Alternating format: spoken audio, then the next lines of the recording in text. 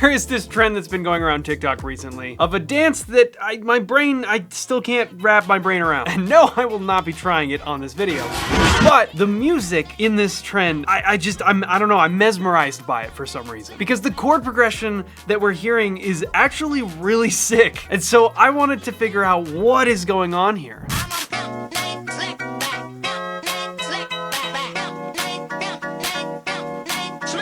Are you serious? That doesn't make any sense. And what do you do again?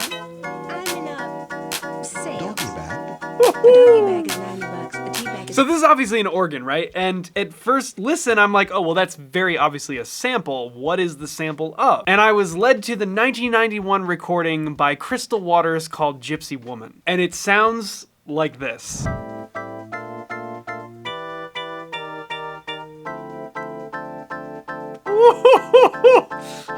She wakes up early every morning just to do her hair now because she cares, y'all.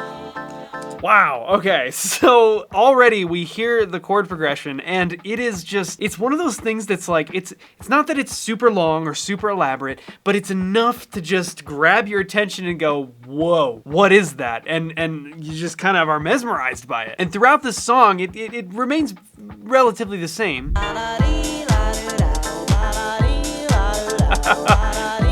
1991, house, deep house.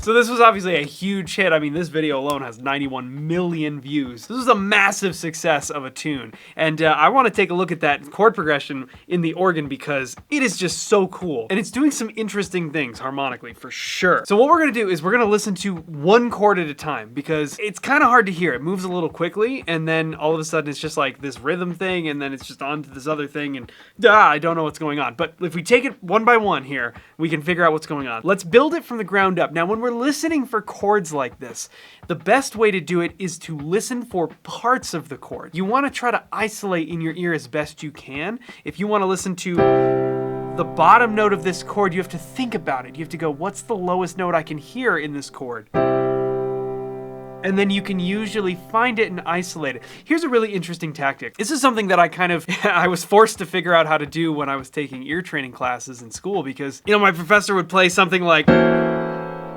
and he'd be like, what chord's that? And you have to list out all the alterations that are in that chord. And obviously that's not the easiest thing to do, but the way that I figured out something that it just made sense to me. You can like arpeggiate the chord in your brain.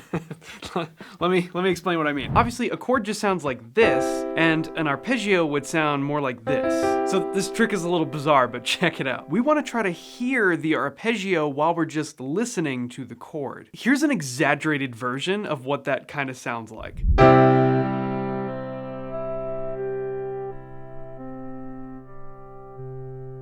So you can see how each note as we move up and down the arpeggio becomes the focus. Now I want you to imagine that sound, but while you're just listening to the chord. Here's a visual to help illustrate what you want to try to get your ears to do.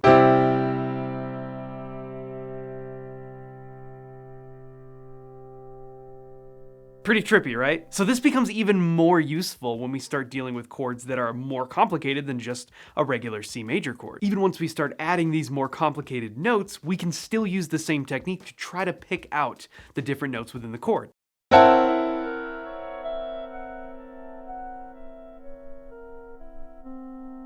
And then if you're able to hear the individual notes of the chord, you can figure out how far they are apart from each other, and before you know it, you can piece together every note within a chord. And it's a little tricky, and if you can't get it right off the bat, it's not a big deal, but it's just one of these things, it just made sense to me, and so I was like, oh, okay, that's how I can hear some of these different tones within a chord. And I don't have perfect pitch, so it's not like my brain is going, oh, that's a C, that's an E, that's it. No, I'm not hearing that.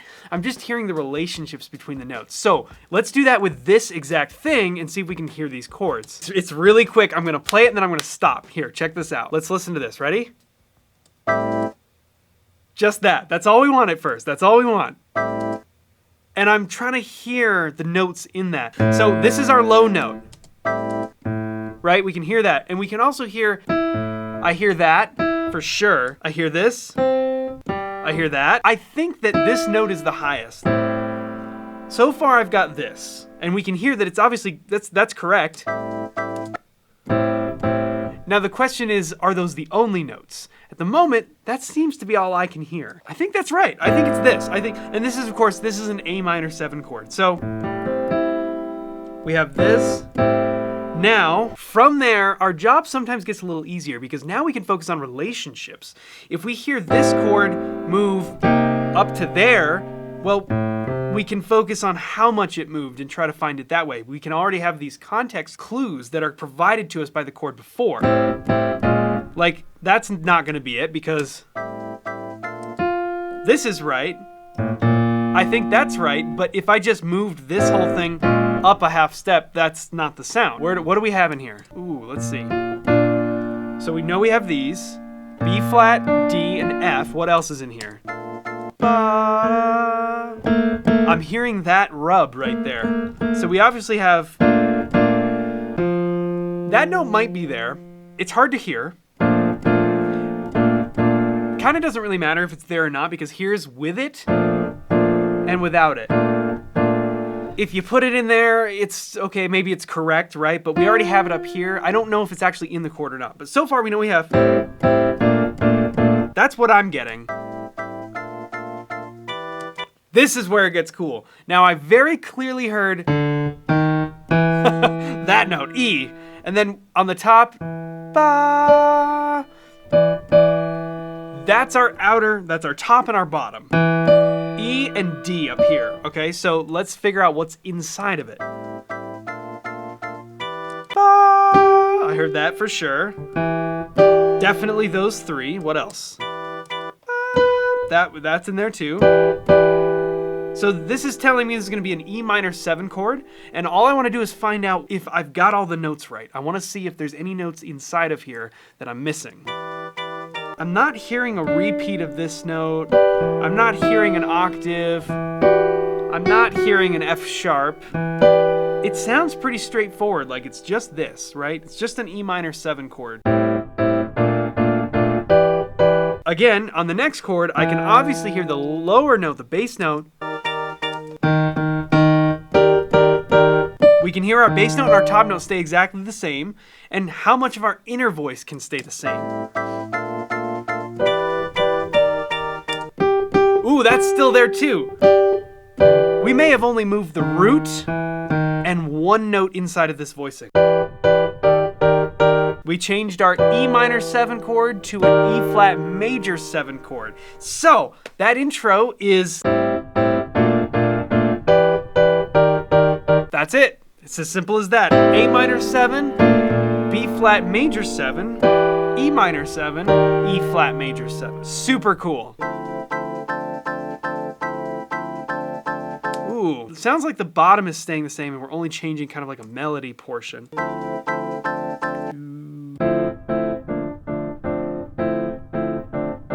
Is that right? Does that whole thing stay the same? I think it does. I think we just changed this note. So the whole thing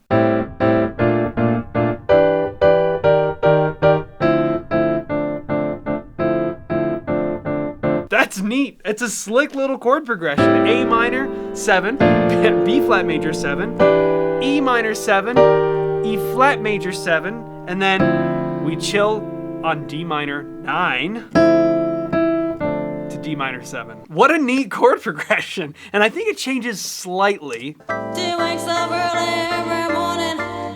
There it is. Ooh, and that's cool. That's a really, really cool alteration of this. There's two versions, right? So we get, that's the end of the first version. Oh! Check this out. Oh, this is so neat. All right, wait.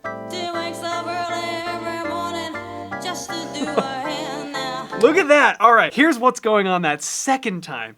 We start out the same way. A minor 7, B flat major 7, and then instead of going E minor 7 to E flat major 7, we trade that out for a 2-5, G minor 7, and then we get this crunchy voicing of C7 with a flat 9. So it goes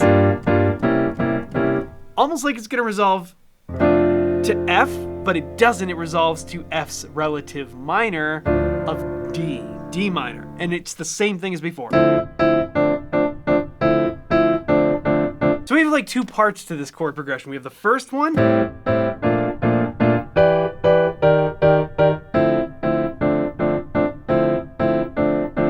then the second one.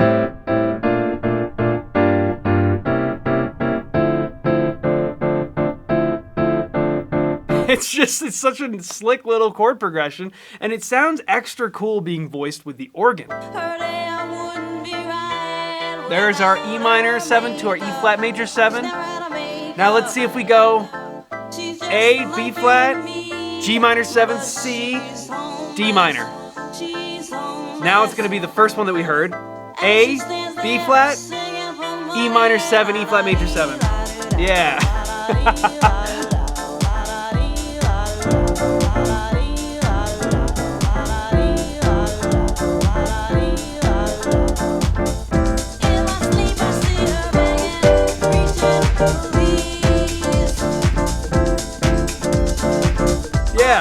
This chord progression is just like so neat. And when I heard the whole slick back trend thing, like it kept catching my ear and I was like, what is that? It's got a great rhythmic feel to it with all the offbeat syncopation that was so typical of this type of music. And the harmony is just interesting. It's good harmony. I don't know, I just thought it was incredibly neat and I wanted to break it down and also kind of talk about how we can hear chord progressions like this and how we can figure out what notes are actually building chords.